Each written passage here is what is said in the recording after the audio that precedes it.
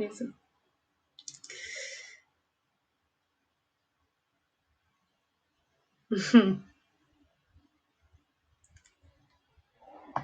Então vamos lá. Bom, começando nossa aula novamente. A gente fala sobre justamente a arte dentro dessa questão política, né? Acho que a gente parou, se não me engano, na página 5. Eu espero que vocês tenham assistido a nossa última aula, porque ela. Bom dia, Maria Eduarda. Porque ela justamente fala, na última aula, eu peço para que vocês façam essa atividade da página de número 5, em que vocês precisam criar, né? Ou analisar a letra. Deixa eu ver. Após ouvir a canção que seu professor vai disponibilizar, analise os trechos a seguir, além do uso ambíguo da palavra cálice, quais outros trechos poderiam ser entendidos como uma forma de denúncia contra a ditadura. Isso é interessante para que a gente possa fazer, inclusive, um pequeno debate aqui sobre isso. Quais foram os alunos que conseguiram sentar, escutar a música e fazer essa análise da letra?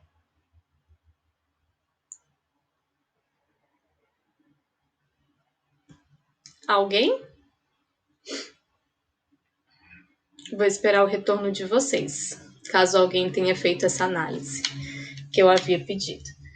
Afinal de contas, nós havíamos decidido o seguinte, né? Nós iríamos dar continuidade nas atividades, iríamos fazer em casa e quando nós voltássemos, aí os professores estariam vistando as atividades, mas isso não quer dizer, de alguma forma, que vocês não devam fazer, vocês precisam fazer as atividades. E aí, como agora a gente vai estar nessa nova plataforma, fica mais fácil para a gente poder conversar sobre elas. Então, Ana Luísa Monteiro, essa atividade ela é da nossa aula passada, está no Google Classroom. Então, é só você assistir a aula da aula passada, que vai estar lá, tá bom? Desculpa, Felipe, de quem que você está falando? Eu não entendi. Vamos lá, gente. Alguém que tenha conseguido fazer essa, ou que tenha assistido a aula, que tenha conseguido fazer essa análise da letra? Ah, tá. Vamos desligar as câmeras, por favor. Alguém que tenha. Professor, eu pensei em uma palavra, é respeito. Sim, em relação ao qual contexto? O contexto que a gente está conversando do livro?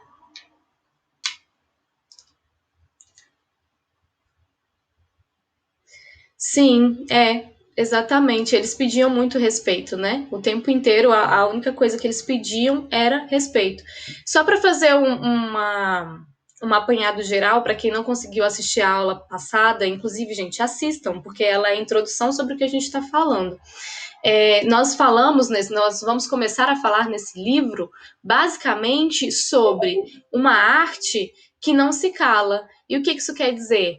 A arte que acontece justamente na época da ditadura militar e os motivos os quais levaram para que essa arte fosse uma arte tão é, silenciada, né? Uma arte em que as pessoas não podiam se expressar, não podiam se comunicar, porque elas estavam dentro de um regime em que isso não era possível, tá bom? E aí a gente começa a se questionar no livro, ele traz para a gente alguns questionamentos interessantes, e um deles é justamente, ele pede para que vocês escutem uma das músicas que foram lançadas naquela época de ditadura, né? Deixa eu só interromper o Pode falar. Sim, sumiu. Eu tirei agora pra gente ficar só aqui, nós todos juntos, tá bom? Então, olha só. E aí, galera, como eu estava dizendo para vocês, no livro ele vem falando justamente sobre esses aspectos, né? Esses aspectos da arte que faz com que a gente se questione os motivos pelos quais a arte foi levada a ser tão silenciada nessa época, né? Então, como vocês sabem, a gente está tratando de um período, de uma época bastante conturbada. Eu não estou aqui para dizer se eu sou a favor, se eu sou contra, nada disso. O que eu quero e preciso que vocês compreendam os motivos pelos quais a arte foi levada a ser tratada dessa maneira, né? No livro 3 de vocês diz o seguinte: artistas de diferentes épocas e lugares enfrentaram em algum momento de suas carreiras algum tipo de censura à sua liberdade de expressão, tá? Isso está no livro de vocês na página 3. Eu retirei aqui a aba que estava aberta com o livro para que eu consiga espelhar na hora de gravar para poder postar para vocês no Google Classroom, tá bom? E aí o que acontece? No Brasil, especialmente durante o governo de Getúlio Vargas, que foi lá em 1882 a 1954, que é entre 1937 e 45, ao longo da ditadura militar, o Estado ele restringiu liberdades, afetando diretamente a produção artística. Então, vejam só, no momento em que eu restringo uma liberdade ou que eu tomo uma decisão em relação à sociedade como um todo, seja ela política, religiosa, seja ela o que for, isso sempre vai estar influenciando a produção artística, tá bom? A produção artística ela sempre vai ser influenciada por essas questões que permeiam o mundo. Então, se eu falo assim, nós estamos vivendo agora um momento de pandemia. As pessoas estão sofrendo com a pandemia, porque é um vírus, nananã, a gente não pode sair mais de casa, estamos em quarentena. Isso automaticamente vai refletir nos modos de criação artística. Vejamos bem, hoje em dia, as artes, né, o que eu tenho visto de apresentações artísticas, estão muito voltadas para questões que falem sobre o isolamento, para questões que estejam dentro de uma questão. As produções estão sendo dentro de casa, percebem? E aí a gente para se questionar sobre alguns aspectos que levam a gente a refletir sobre esse momento, que é a depressão, o isolamento, se sentir sozinho, o que mais? As crises de ansiedade. Então, tudo isso vai influenciar o meio artístico. Afinal de contas, quando nós falamos sobre arte, nós estamos falando sobre uma possibilidade de conseguir expressar aquilo que eu sinto e aquilo que você sente, aquilo que você vê, através de criações criativas e artísticas. Ok? Todo mundo está entendendo até aqui? Deem um ok aí pelo bate-papo para que eu saiba que vocês estão acompanhando até aqui, tá bom? Se tem algum tipo de dúvida, pode me perguntar, tá bom? Ok. Então, basicamente é isso.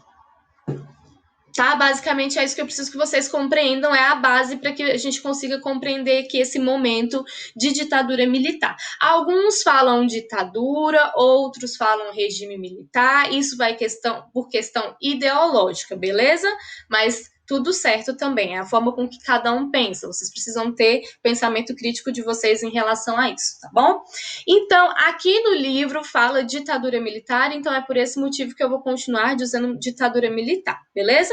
E olha só, o político gaúcho Getúlio Vargas governou o Brasil em 2 períodos, de 1930 a 1945 e de 1950 a 1954. Em 1939, ele criou o Departamento de Imprensa e Propaganda chamado DIP. Então, gente, o DIP era esse órgão que, entre outras atividades, controlava a censura no país. Isso quer dizer o quê? Esse órgão, tudo que fosse de produção artística, de qualquer artista que estivesse na mídia e fosse lançar essas produções artísticas, elas primeiramente precisavam passar por esse órgão que era a DIP.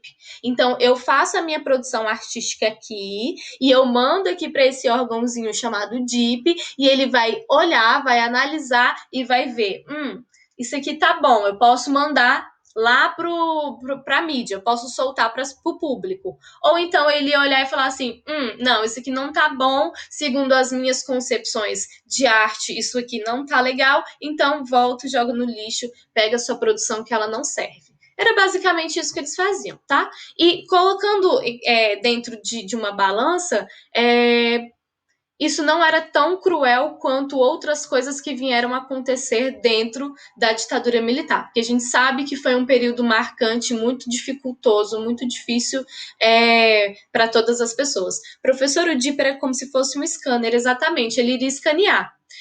Pode passar? Tá dentro dos parâmetros aqui do scanner? Não. Então volta, joga sua produção no lixo. Você, enquanto artista, não serve para a produção artística brasileira, tá bom? Era basicamente isso. Pode parecer um pouco cruel? Pode, mas é como eu falei para vocês. Colocando em parâmetros sobre tudo que aconteceu nesse momento, é até um pouco, um tanto quanto bobo, né? Mas não foi. Vocês vão perceber o quanto que isso foi ruim para toda a sociedade, enquanto construção de identidade brasileira. A gente falou sobre o quê? Sobre Semana de Arte Moderna, vocês estão lembrados? Falamos sobre Semana de Arte Moderna. A Semana de Arte Moderna ela foi importante para o país, porque ela trouxe aspectos que iriam fazer com que nós, enquanto brasileiros, tivéssemos a oportunidade de entregar Peraí, só um minutinho, Valentina. Isso aí fez com que a gente pudesse entregar para as pessoas uma identidade brasileira artística. E aí chega o momento da ditadura militar, que a gente está dando continuidade ao modernismo no Brasil, e ele quebra isso. Então, Valentina, quando eu falar sobre a censura dentro das artes, eu estou falando de uma censura musical, uma censura artística, plástica, cênica e poética e de todas as maneiras que você imaginar. Então, era tanto dentro das artes plásticas quanto das artes cênicas, quanto da música, quanto da poesia, quanto enfim, tudo era controlado. Então, tudo que fosse feito enquanto produção artística tinha que passar por esse órgão chamado DIP, tá bom? Esse órgão iria controlar, ele ia, como o nosso colega falou, escanear, tá bom? Entendeu? Pois é, Emily, exatamente. Ele ia escanear. Você disse que massa por esse motivo dele fazer esse escaneamento, dele olhar o que pode ser utilizado e o que não pode? Me dá um feedback aí sobre o que você disse. Ah, interessante. Então, olha só, ele fazia esse escaneamento. Então, olha só, Emily, se você fosse lá e fizesse uma, por exemplo, se a sua família ela tivesse sido, digamos, se você tivesse um tio que ele tivesse sumido do nada, porque isso era super comum nessa época, né? Se ele sumisse do nada e você quisesse procurar notícias dele, saber o paradeiro dele, alguma coisa do tipo. Aí você, tipo, ia na polícia e não conseguia, procurava em todos os lugares da cidade, não conseguia encontrar nenhuma pista do paradeiro dele. E era uma pessoa muito importante para sua vida. E aí você, enquanto artística, tem uma sacada genial. Você fala assim, beleza, não estou encontrando meu tio, então eu vou tentar reverberar isso em arte. E aí foi o que fizeram, por exemplo, na década de 70, após a morte de Wezorg, nas dependências do Segundo Exército. Eles criaram uma arte em que eles carimbaram nas notas de dinheiro a seguinte frase, quem matou Herzog? Então, digamos, Emily, digamos que o seu tio tivesse desaparecido, né? E você estivesse procurando por ele e você tivesse essa sacada de fazer essa arte nas cédulas de dinheiro. Você ia escrever lá, quem matou fulano de tal, que é o seu tio, né? E aí você iria entregar essas cédulas, porque a cédula, ela passa de mão em mão. Então, cada vez mais as pessoas teriam acesso para saber quem foi essa pessoa que faleceu. Isso aí é um tipo de arte que foi utilizada nessa época, tá bom? Uma maneira de se utilizar a arte através de uma forma em que as pessoas pudessem se comunicar em massa, tá? E aí, você iria. É o que aconteceu aqui com esse Herzog. Eles entregaram essas cédulas de dinheiro para várias pessoas, para que várias pessoas pudessem ter o acesso e saber assim: esse Herzog aqui, essa pessoa que, se não me engano, ele era um jornalista, ele foi morto e a família está querendo saber o motivo pelo qual foi morto, porque ele simplesmente foi pego na rua e sumiu. Ninguém tem notícias do paradeiro dele.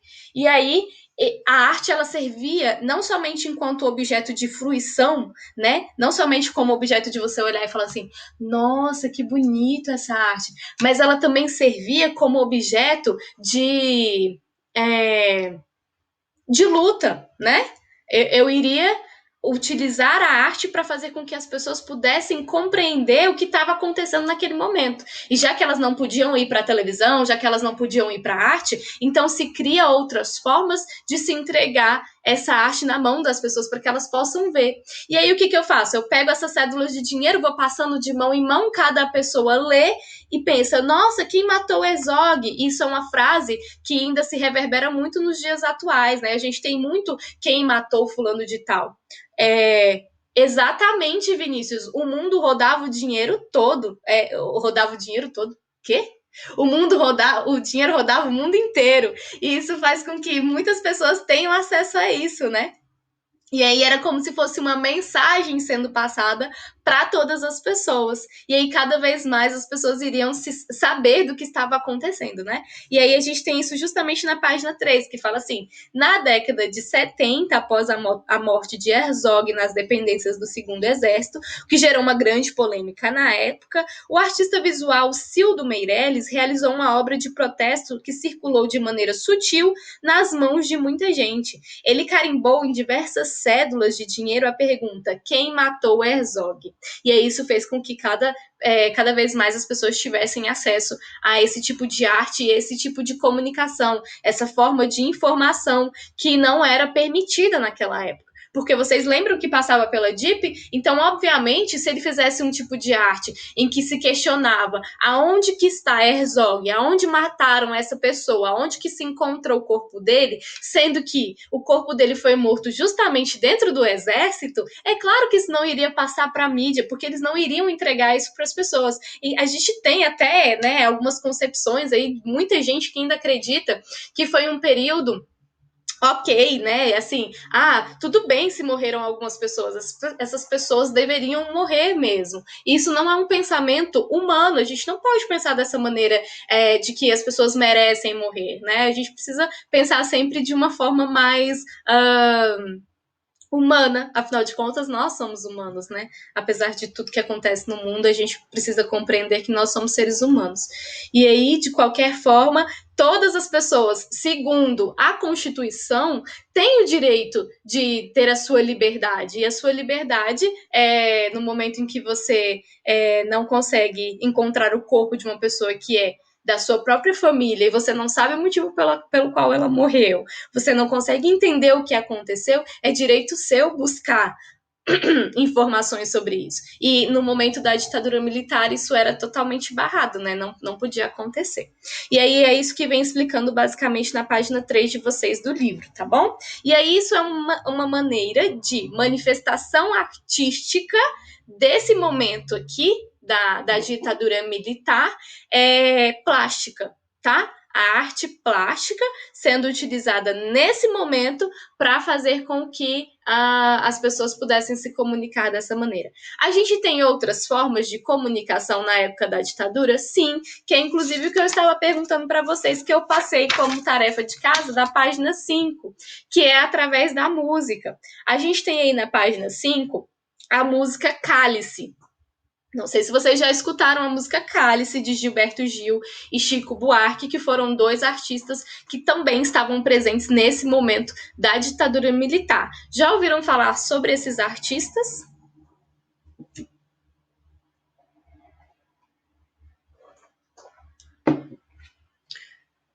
Ótimo, muito bom, legal. Então, beleza. Então, a gente já tá num caminho certo. Pelo menos vocês já escutaram falar sobre esses artistas, tá bom? Gente, eu só queria fazer mais um adendo para deixar bem claro, porque no momento atual que a gente vive, a gente precisa estar o tempo todo se explicando em relação a essas coisas, né? Então, eu estou aqui acompanhando um conteúdo que é do livro de vocês e eu estou explicando exatamente tudo aquilo que ele vem pedindo para que seja explicado, tá bom? Mas é claro que cada um de vocês possui a própria seu próprio questionamento sobre o assunto. Tudo bem se algumas pessoas pensarem, acreditarem que isso deveria ter acontecido mesmo, afinal de contas, ninguém tem que ter liberdade mesmo, e enfim. Isso aí vai de cada um, vai da consciência de cada um, tá bom? Acho importante isso deixar bem, bem gravado, bem grifado aqui, para que não se tenha problemas posteriores, tá bom? E olha só, na página 5 a gente tem a música Cálice, do Gilberto Gil e Chico Buarque. E ele começa falando exatamente sobre a seguinte frase: Pai, afasta de mim esse cálice de vinho tinto de sangue. Esse silêncio todo me atordoa. Atordoado, eu permaneço atento. Na arquibancada, para qualquer momento, ver emergir um monstro da lagoa. Aí você para escutar essa música e você pensa, mas ela está fazendo algum tipo de crítica a esse momento? Alguém consegue perceber a crítica que tem aqui a esse momento da ditadura militar? Nesse pequeno trecho que eu li para vocês, vocês conseguem? Vinícius, a morte, aonde você encontra esse momento em que ele fala sobre morte? Me diga. Se você quiser falar pelo áudio, não tem problema não, tá? Pode falar.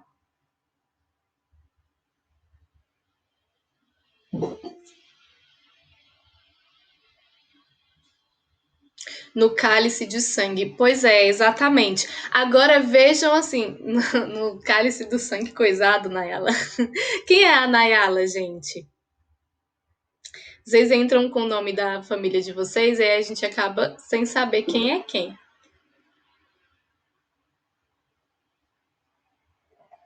Nicole. Mas é exatamente isso, Ana. Exatamente isso mesmo. Veja só. Olha que sacada genial é, que os artistas precisaram ter nesse momento aqui. Pai, afasta de mim esse cálice. O que é cálice, gente?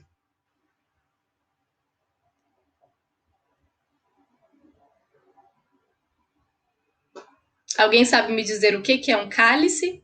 Uma taça, né, Sofia? É um copo, é uma taça de vinho. Ó, então acho que vocês precisam aguçar o ouvido de vocês. Eu vou falar novamente. Pai, afasta de mim esse cálice. Olha só que interessante. Cálice, a taça de vinho, quando é pronunciada, parece que eu estou falando o quê? Cálice, cálice, certo?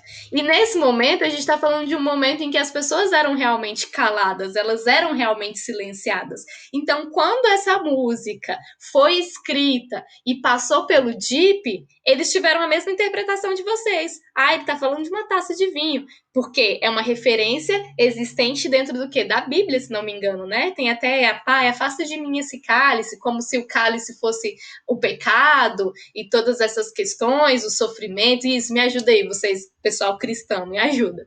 E aí, né, pai, afasta de mim esse sofrimento, afasta de mim esse pecado.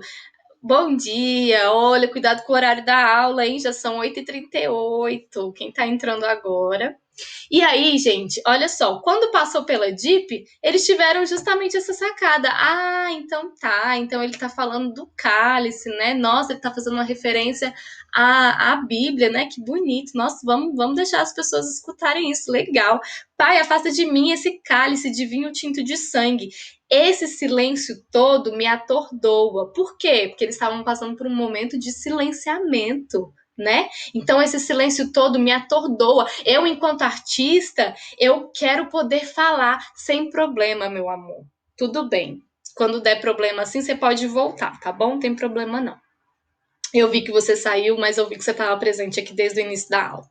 Então, olha que sacada genial, uma jogada super inteligente. Eu, enquanto artista, eu quero poder me expressar, eu quero poder falar sobre as coisas que eu não acho certo, eu quero poder falar sobre o aumento da passagem do ônibus, eu quero poder falar sobre as filas que acontecem na frente dos hospitais, eu quero poder falar sobre a falta de medicamento controlado, eu quero poder falar sobre a violência que está acontecendo no meu bairro, eu quero poder me expressar enquanto artista e quero tornar essas questões sociais formas artísticas de se expressar. E nesse momento não podiam se fazer isso. Por quê? Porque o governo que estava sendo regente precisava ser visto como um governo bom para todos. Por mais que tivesse algum tipo de situação errada dentro do governo, as pessoas elas não podiam falar sobre isso, não era permitido. A gente estava num momento em que tudo era silenciado. Então, olha só que jogada genial essa. Pai, afasta de mim esse cálice. Ou seja, o cálice de vinho tinto de sangue ou o cálice que eles me mandam calar, né? Esse silêncio todo me atordoa. Atordoado, eu permaneço atento na arquibancada para a qualquer momento ver emergir o monstro da lagoa. Olha só que interessante. Então, era uma forma de fazer com que a mensagem fosse levada para todas as pessoas de maneira artística, afinal de contas, a arte é algo intrínseco na vida de todos, por mais que você diga, eu odeio arte, eu não gosto da arte, e às vezes você fala isso olhando para o seu videogame, jogando videogame. O videogame é puramente artístico. Às vezes você fala isso vestindo uma roupa nova e diferente, se olhando no espelho e pensando, que look legal. Puramente arte. A moda, ela é arte. Às vezes você, enfim, de N maneiras. Vinícius, você não gosta de fazer arte, mas mesmo você dizendo que não faz arte, você está fazendo arte. É uma coisa que não dá para fugir. A arte te pegou, tentei escapar e não conseguiu. Tá, gente? Então é basicamente isso que acontece nesse momento. Por mais que você tente fugir, você não consegue. É algo que é intrínseco à nossa vida, assim como a filosofia, assim como a sociologia, assim como os nossos pensamentos. Tu nunca fez uma obra de arte com a comida, ô Vinícius? Pelo amor de Deus. Gente, até a culinária pode ser considerada arte. Eu que gosto muito de assistir não sei se vocês gostam de assistir tanto Pesadelo na Cozinha quanto Masterchef, mas para mim aquilo lá é incrível, porque eu tô vendo a arte pura sendo reverberada através da comida. Será que a gente teve alguma manifestação cultural nessa época da ditadura militar através da comida? Pronto, Vinícius, tá vendo? Já conseguiu enxergar a arte na sua vida. É exatamente isso mesmo.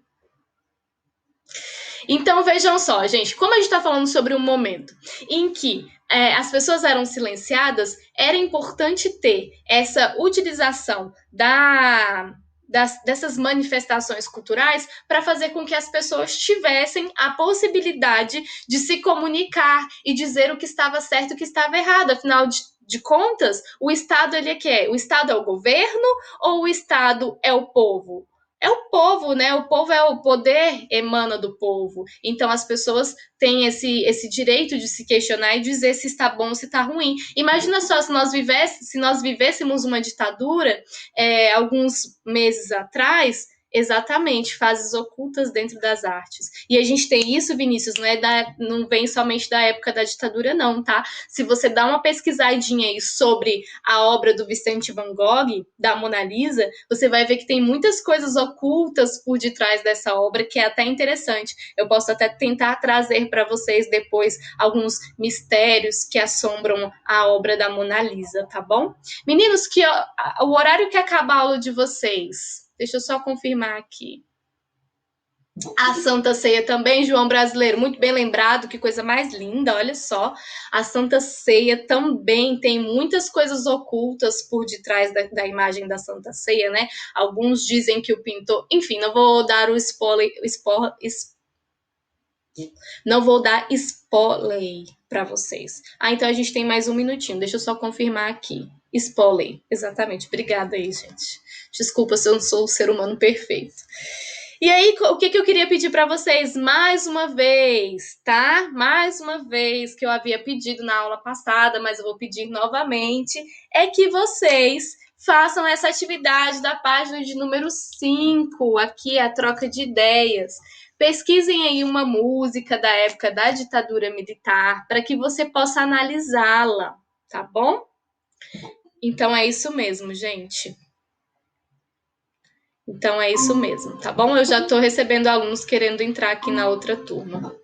Ai, meu Deus. Gente, então fiquem com Deus. Espero que vocês tenham gostado da aula, que tenha dado para vocês entenderem bastante sobre o conteúdo. Assistam a aula da passada, tá bom? Espero que tenham gostado, tá? Um beijo e até a próxima. Podem sair da sala.